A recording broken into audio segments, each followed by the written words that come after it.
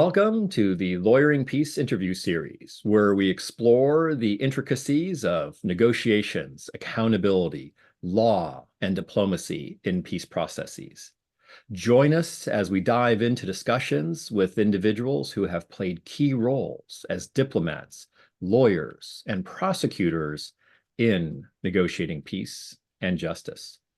I'm your host, Dr. Paul Williams, the founder and the president of the Public International Law and Policy Group, and the Rebecca Grazier Professor of Law at International Relations at American University. In this interview, I am joined by Ambassador Stephen Rapp, a PILPG Senior Peace Fellow, and the former Ambassador at Large, heading up the Office of Global Criminal Justice in the U.S. Department of State. Stephen, thank you so much for joining us today. Very good to be with you, Paul. Now, today, we will explore Stephen's reflections on the role of justice in building a durable peace and dive into his experience as chief prosecutor of the Special Court for Sierra Leone and the International Criminal Tribunal for Rwanda and the U.S. Ambassador for Global Criminal Justice. Stephen, thinking about the major atrocity crimes prosecutions of the last few decades, you really have literally been everywhere, leading prosecutions that have set incredible precedents for international criminal law at both the Sierra Leone and the Rwanda tribunals. I oftentimes say that you're the Forrest Gump of international criminal law. You've been at all of the important developments in the field of international criminal law.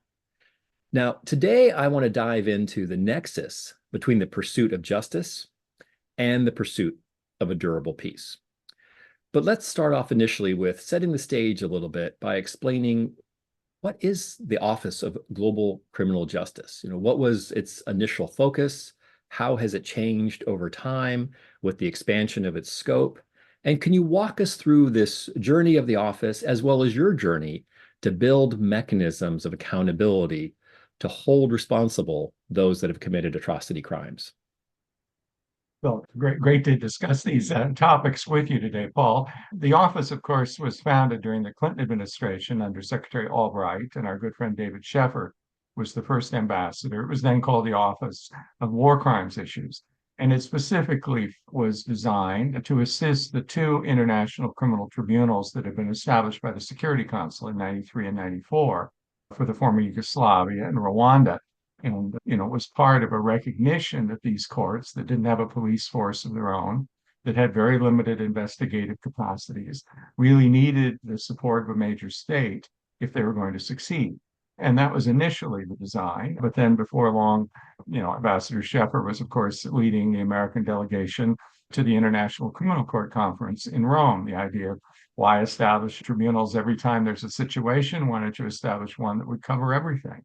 And of course, was engaged in other situations that also called for justice, like Cambodia, which was an old case in a sense in the 1990s, but there finally became an opportunity to achieve justice for the massive crimes of the Khmer Rouge, 2 million people killed over 3.5 years in Cambodia in the 70s, and Sierra Leone, in which country horrendous atrocities were committed in 1998.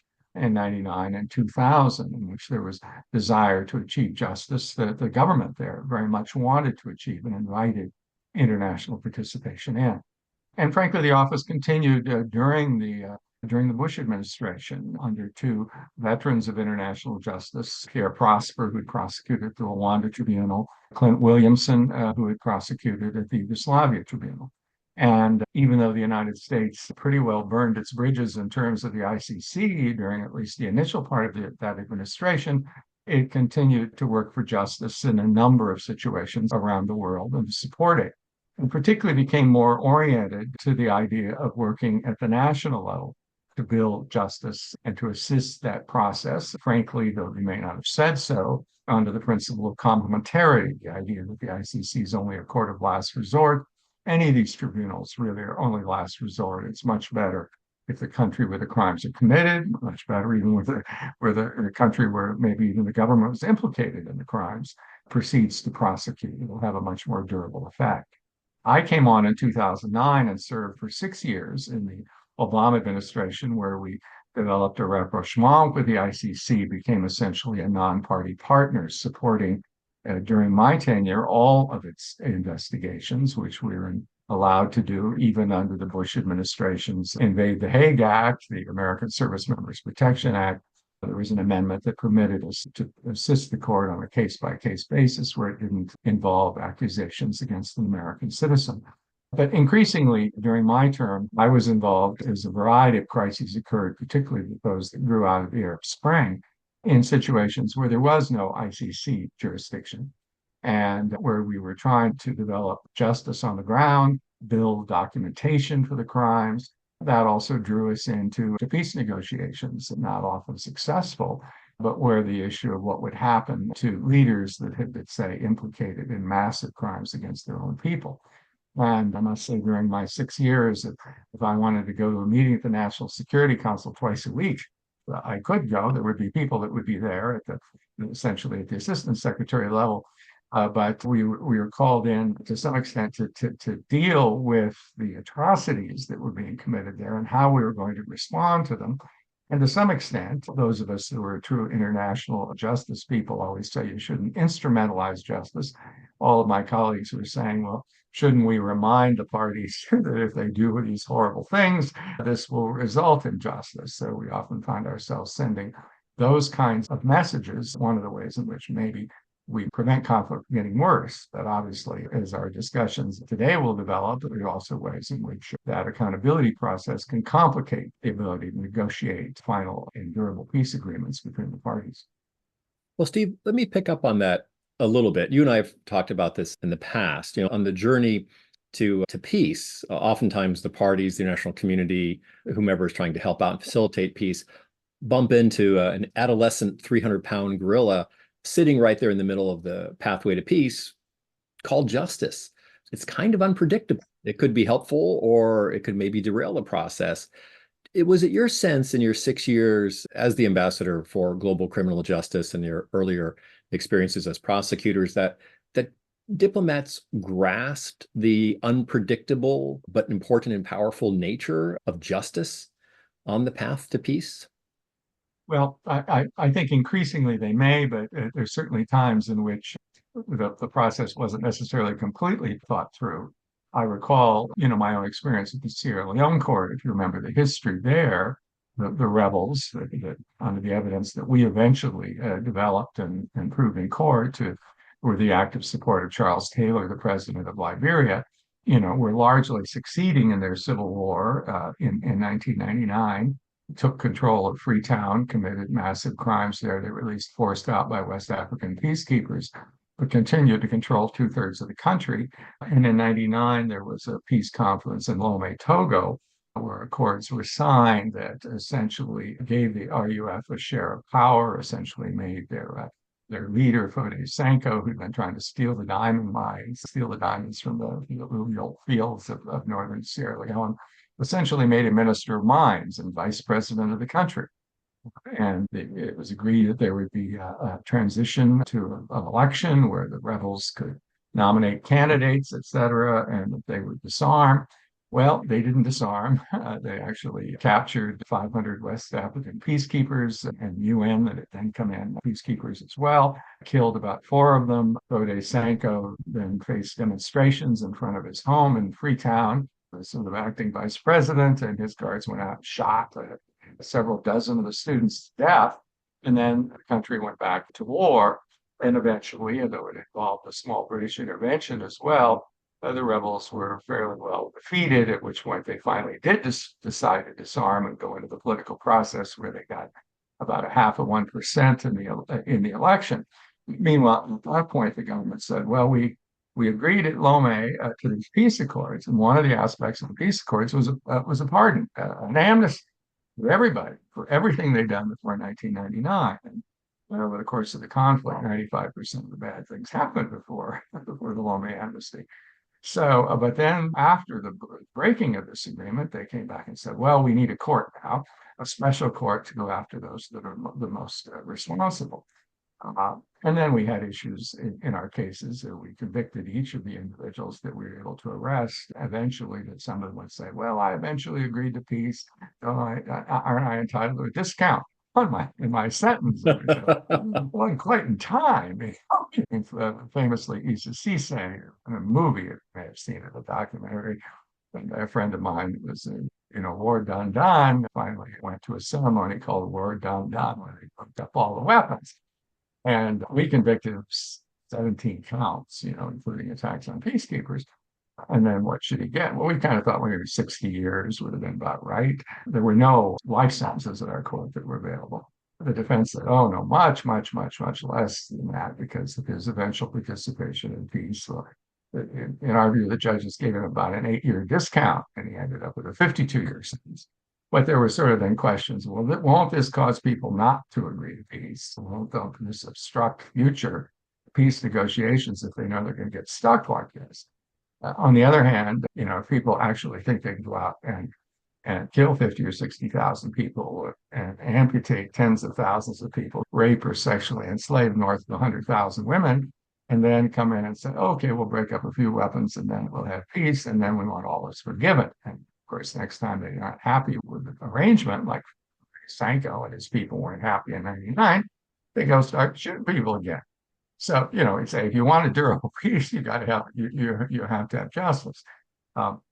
We did have in the end the Truth Commission that got to a lot of the facts and showed violations on both sides. My predecessor, David Crane, prosecuted both sides, including a leader of a militia on the pro-government side. And I think as a result, if you go to Sierra Leone, and I was just there for a big legacy conference in February, it's a country that's since the court got its judgments 10 or more years ago, since the end of the war, has had peace. Two elections, at least, where the party out of power won the election by narrow majority and came to power without violence.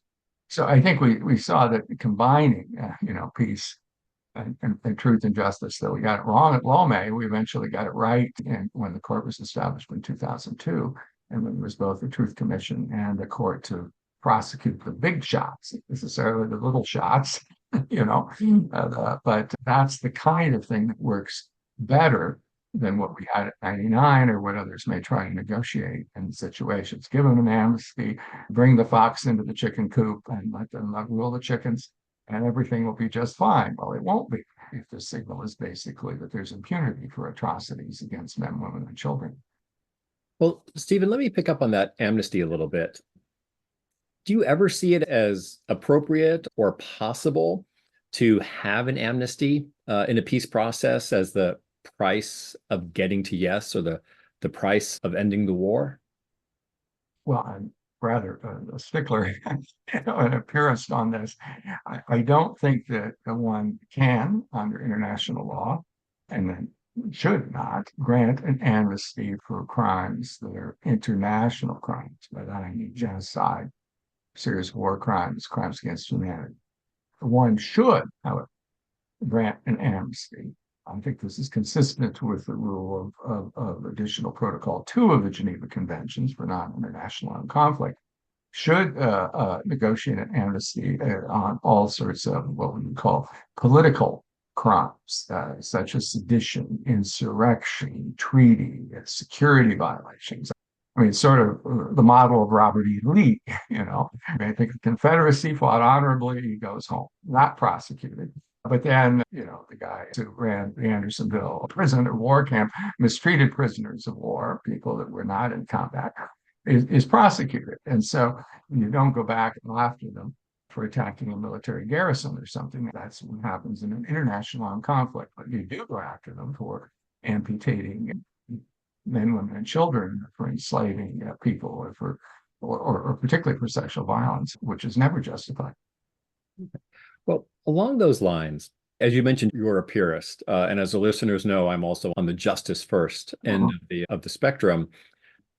There are a number of diplomats who will, publicly comment on the need for amnesty or considering the needs of peace. But I'm curious, did your phone ever ring at some point in your time as the ambassador for war crimes or in the prosecutor with a diplomat on the other end of the line? And if the answer is yes, you don't have to say who it is, but essentially saying, either maybe you want to ease off a little bit, the time isn't right, Or maybe alternatively, did your phone ever ring and have them say, right, we got to interject some accountability into this process in order to get to an agreement or to get to a negotiation? Well, I mean, and those things occur both times, both ways. I mean, in the conflict, one will often have the diplomats of peace, talk about bad actors wanting to stop it.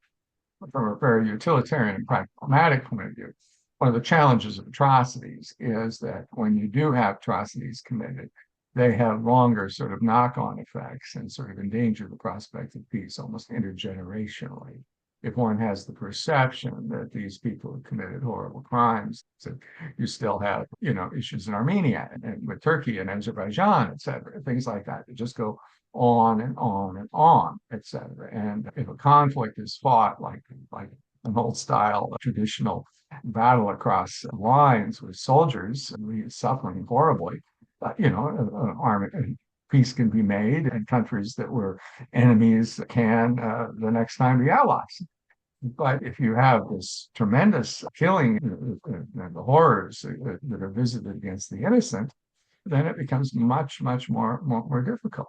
And particularly when you have the kind of thing that you have ruthless leaders and nationalist leaders and populist leaders doing, which is enlisting the public to commit these crimes with them, then you create this situation where some will, of course, deny that they participated, say that they were killing people who are really combatants, and this sort of generational battle goes on and on. So obviously, preventing it from getting worse is there. I mean, I've dealt with it in other situations where I've tried to reconcile these things, even in conflict situations. I think, for instance, South Sudan. I might talk about that a little more openly because we know the challenges that we've had there, and obviously, it's a situation in which you've been involved, at least in the Sudan-South Sudan conflict part of it. But my advice when I was dealing with the situation after December of 2013, when the civil war broke out, these two leaders who succeeded Garang, Kiir and Char, fell out. They negotiated one to be president, one to be vice president. And then you had this horrendous ethnic conflict between the Dinka and the Nuer, which eventually spread to other groups and into areas in which, like Victoria, where there weren't Dinka or Nuer, but they were simply believed in being sympathetic to one side or another. We have potential genocidal violence used as a way to sort of mobilize the population. And, my advice to them as we were dealing with this later on is you need to prosecute those people who committed these horrible crimes if you're not responsible yourselves. And that international law has the principle of command responsibility. That if you know that they've committed a crime, or if you come to know, or if you should know, and you fail to take action to prevent or to punish that conduct, then you're going to be responsible yourself. And under this principle of superior responsibility. And so, how do you resolve that, leader? Well, you start a prosecution. Of course, one might looking at it with clear eyes, say, well, after some people that might have been following your orders. But on the other hand, if you prosecute those people and they clearly get the message, don't do this kind of thing, or they're going to cut you loose and prosecute you. And of course, I can say, frankly, if you look at all of the African situations that have gone to the International Criminal Court, there's none of them in which there was any effective complementarity at all, et cetera. And if there were, they wouldn't have gone after the top guys because it would have been very hard to use command responsibility if they'd done anything, but they did nothing. So do something. Well, of course, I'm hoping in the process that that's going to send a signal to others that you don't want to be the fall guy. So anyway, sometimes you can make arguments even in the course of a conflict may contribute both to peace and to the prevention of further mass atrocities. Obviously, what we want to get to is the situation where you've got kind of to the end of the conflict, and then you're sitting around the table and saying, okay, now what do we do about those that are responsible for mass atrocities, and how we're going to square that with getting an agreement. But we can talk about that in a bit. Well, Steve, let's pick up on that a little bit. So when you're advising parties in a negotiation and they're trying to sort out, okay, we want a large dollop of accountability in order to build a durable peace. And I'll come back and I'll ask you a question of whether that's actually a genuine assumption that you need justice for durable peace? I think I know what the answer is. But if you're sitting there advising the parties in a peace process, what are some of the various mechanisms that you're advising the parties? Is it an emphasis on accountability for those most responsible for the most serious crimes, some type of hybrid or international, or, I know it depends on the circumstances, or is there a preference for domestic? How do you weave in truth commissions, reparations? Do you prioritize the types of crimes? Everyone will want justice for everything that happened, but a peace agreement can only have so many pages on accountability before it shifts to power sharing and natural resources and other things. What are some of the priorities that you encourage parties that you're advising to ensure that they weave into a peace agreement? Yeah, and I understand there have been different experiences in this regard. And, we do have, particularly after Lomé and Sierra Leone, where the UN had actually taken a position that the amnesty was no good, and then appended a thing saying it's no good. And of course, the court proceeded to prosecute people that had signed that agreement, including Charles Taylor. That you may have to recognize that any kind of amnesty you agree to isn't going to do the leaders any good at all. Therefore, you must have a justice process here. And it must be one that's developed in consultation with civil society and victims organizations, et cetera. Obviously, leaders will try to figure out how to game that and turn that into something that's not perhaps genuine. But we also have in the expectation peace agreements, since the experience in different like Bowie and Pray the Devil Back to Hell, which negotiated with Taylor, and Accra, surrender of power, et cetera, that this expectation that civil society and victims and others need to be at the table. I can remember people from earlier would say peace negotiations were too often agreements between parties that would agree to forgive each other the crimes they committed against others. So, Yeah, we'll each forgive each other for the other how crimes. do you do that without them in the room? Now, frankly, you get people in the room that don't have guns, and so they've got nothing. They're not putting anybody really at the threat of starting the conflict over again, but they do in the sense that those of us who've done justice have had an effect on this, have an ability to blow it up in a way. And so they basically try to negotiate provisions for transitional justice that the parties can live with. We have the model, both good and bad, of South Sudan again, where we've had two peace agreements, comprehensive peace agreement, I think in August of 2015, that became renewed or rejuvenated peace agreement like 2018. And both of them have this chapter 5 in them, which is absolutely textbook what you want to see. You want to have a truth commission. You want to have reparations. You want to have potential prosecutions at the national level. And then you also want to have, because of the dangers of the absence of independence, depending on how these political actors control justice and prosecution and investigation and the police, you want to have something that's a little more independent. So there was provided that there would be an African Union hybrid court. And it could even be established by the African Union if the parties were balked at putting it into effect. Well, that chapter 5 of both the original and the rejuvenated peace agreement has not been implemented. That's kind of like, well, we have to sign this, but we really don't mean it. I mean, after the first one, together with, I think Dabo and Becky, wrote a guest editorial saying, this is a mistake. Don't take us to justice. This whole accountability idea, we didn't really mean it. What did that mean? Anyway, the problems obviously are how do you really enforce this and how do you get it to be implemented? I think in many peace negotiations, certainly anyone that's tried to sit down in a Syrian negotiation or even getting into a constitutional reform or something like that proves to be absolutely impossible because the Assad regime was unwilling to surrender power. Everything's negotiable except for the primacy of Assad and the Ba'ath Party. Okay, well, then nothing is negotiable. So you do have a lot of things where they don't even get to justice. But obviously think one has to come up with a structure and it has to be a flexible one. It has to reflect local views and realities. And it must follow the basic framework of transitional justice, which, has the Joinet principles, those 4 pillars the first pillar. And as I always tell my diplomatic friends and career ambassadors and people that are dealing with this thing, if you can get the first one, truth, okay, you know, I can live with that. If you get truth, if you get a proper situation where all the truth comes out, then I think that eventually you will probably build a momentum for justice and that will follow.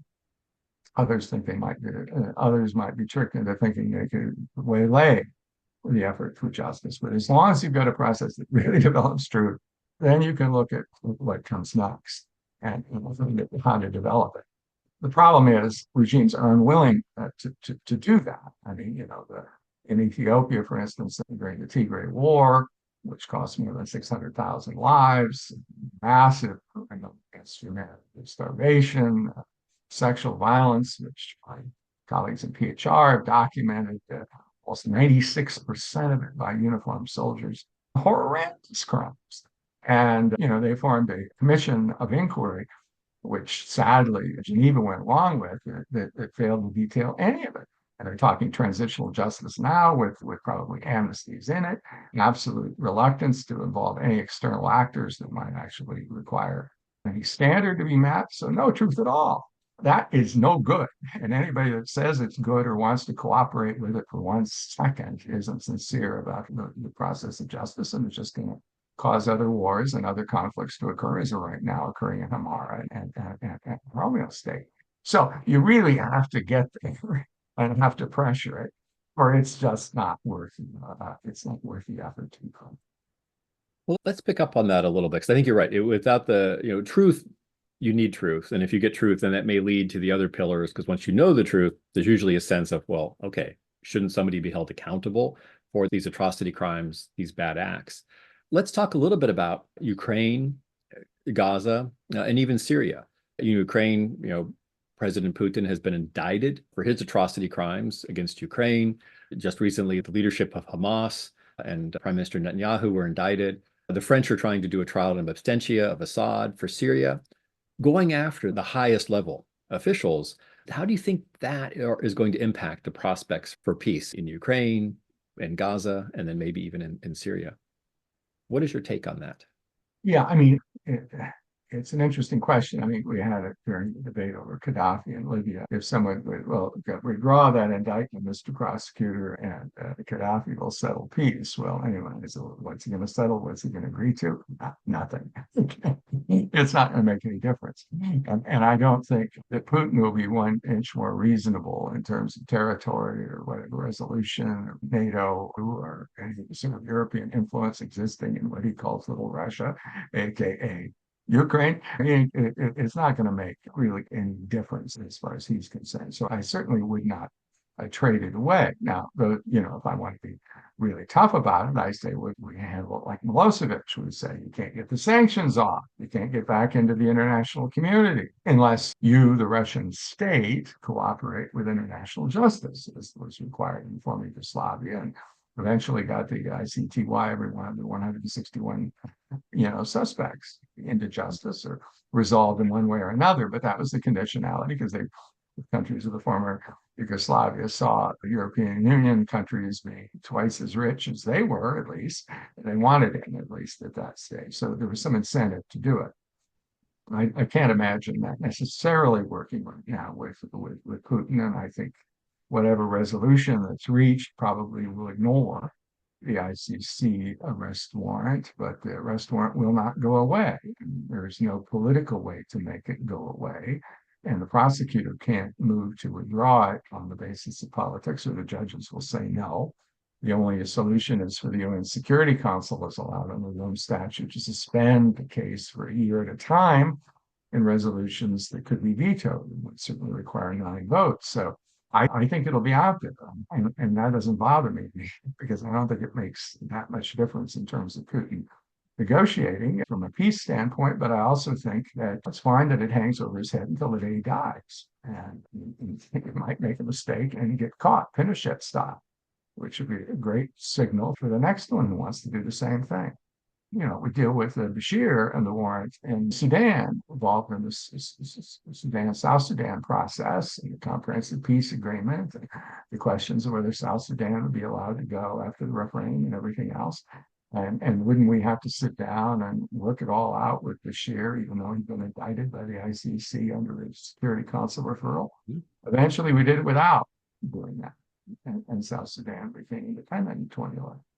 And so, I think it doesn't, in the end of the day, prevent you from going, but, from the sake of the victims against those whom there's been solid implication and mass atrocities, then I say it shouldn't go away. On aggression issues, etc., one could potentially negotiate on that, on how the war started, but how you fought the war. If you fought that on against innocent civilians, intentionally torturing people, tearing families apart, all of these kinds of things that are international crimes, I don't think you can forgive that in a peace agreement, nor should you.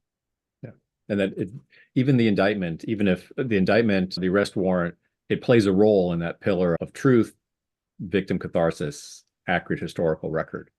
Well, let me turn to a sort of an optimistic theme. Since the early 90s with the Yugoslavia Tribunal, followed by Rwanda, Sierra Leone, Cambodia, Lebanon, the International Criminal Court, some would say that the era of impunity, the 50s, 60s, 70s, 80s, has come to an end. And now that over the last 3 decades, we've entered an era of accountability, that if you commit atrocity crimes, you're going to be held accountable.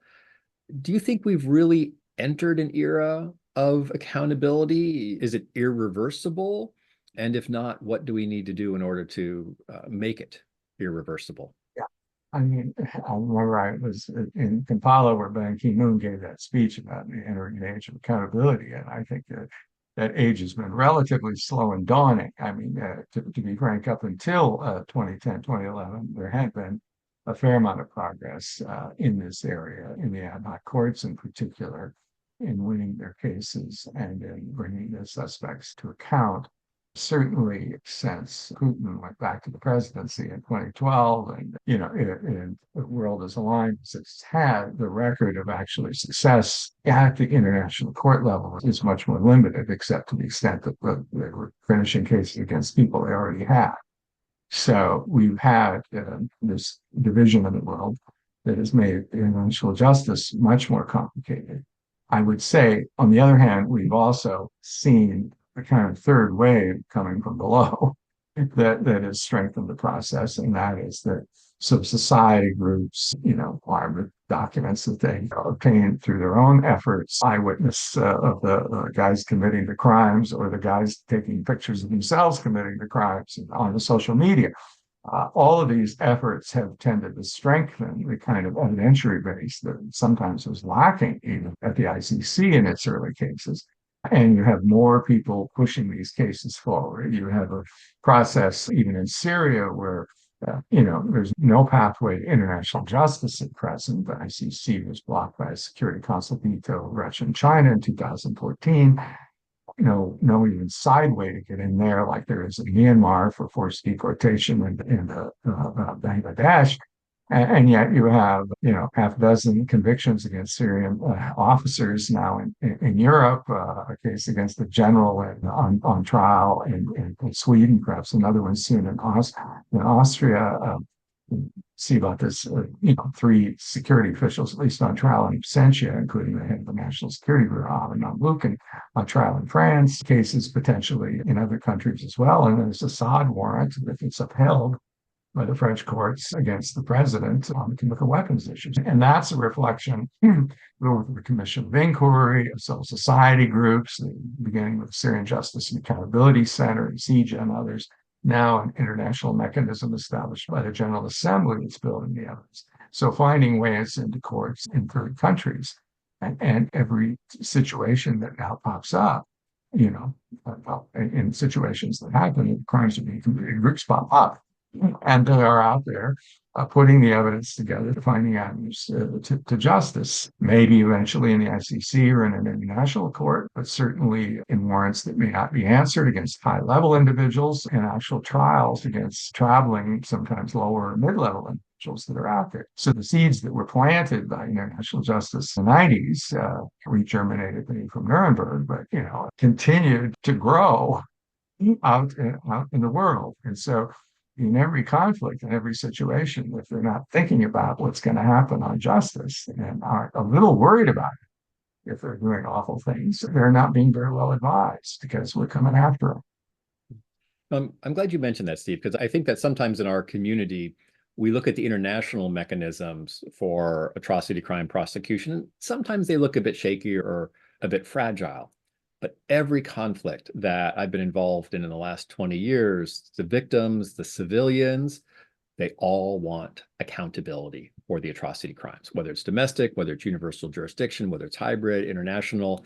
I think the era of expectation for accountability has definitely settled in because they see the Rwandans had accountability, Sierra Leone had accountability, those involved in the Yugoslavia, those victimized by the Yugoslavia breakup had accountability.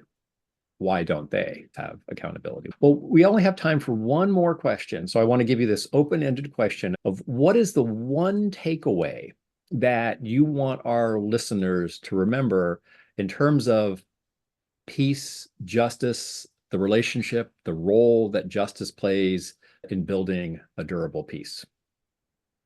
And that fundamentally is however important the peace negotiation, you can't sweep accountability under the rug, so to speak. Because it's going to be there, and parties have to recognize it, and they have to work through the process and find ways to accommodate justice, and to recognize that efforts to prevent it through say a formal amnesty are not going to be legally effective. And so the best approach is for people to understand what they're getting into. I mean, the Colombian peace process, I think, is probably it's imperfect, everyone is, but is the best in the sense that both because the ICC was standing off stage as maybe, well, it's still a 300-pound gorilla, not a 600-pound gorilla. I mean, prospect that it would have prosecuted military leaders and others in Colombia, it would have been hard for those individuals to escape justice. They're not nuclear power or anything. They were getting caught somewhere. So they didn't want that. They needed to deal with it. And also, I think, on the part of the public, as you saw when they, one of the issues in the referendum was they were being too easy on people, et cetera. And so eventually it comes down to the Truth Commission and toward a special jurisdiction for peace with provisions for people who give a full confession and then pay reparations and tell you where the bodies are buried. They can get a sentence of at most 8 years. And eventually the people who considered themselves heroic Marxist revolutionaries who were leading in Cuba and negotiating it finally realized they had to sign on the dotted line. And so that's the kind of thing that's necessary. Some purists, for instance, Human Rights Watch, are too easy on them. I'd say, well, I'm a prosecutor. I sometimes had to negotiate deals with insiders to get testimony, et cetera. If I can get peace, with an armed group, if I can get genuine reparations, if I can get the truth out there, and if the victims are ready to support that, and actually in places where people were victimized, they supported it to a greater extent than other parts of the country, and then I can live with it. But that's going into it with your eyes open. If you try to blind them in one way or another, what you're going to have will be just planting the seeds for the next conflict. So there's no shortcuts to a durable peace, and the shortcut marked amnesty really isn't a shortcut. It's not, because it won't stand up. Now, maybe, obviously international justice isn't going to be going after corporals and privates and others, et cetera. And if there's some arrangement at the national level where certain people aren't reached, the world's not going to pester you about that. But obviously, if high-level people are exonerated through an amnesty, that won't end. I mean, other countries can prosecute even if you make a deal, as we've seen in other situations. And of course, at the end of the day, when they do that, that will only increase the pressure, as we've recently seen in Liberia, as we even saw with the Pinochet effect in Chile, which kind of gone with, hide the evidence for 75 years approach, to be frank. When Pinochet came back, they had to sort of deal with it. So, fundamentally, justice demand will not go away, and it should not go away. and meeting it was essentially essential for genuine peace and for preventing a recurrence of these crimes in the future. Yeah. Well, Stephen, I wanted to thank you for taking the time to have this conversation with myself and with our listeners. It's been a real honor and a privilege to have you share your thoughts about peace with justice. When I was a young lawyer at the State Department and then a young professor, I was always hearing about the amazing work that you were doing around the globe on pursuing accountability and pursuing justice. And then over the years, you and I developed a friendship and started collaborating on various projects. I've been impressed by your intense commitment to justice and your dedication to bringing the perspective of victims into the conversation and to ensuring those that commit atrocity crimes are held responsible. So hugely grateful not only for your time this past hour, but for all the work you've done over the past decades on pursuing accountability and justice. So thank you. Thank you very much, Paul. It's great working with you. Thank you.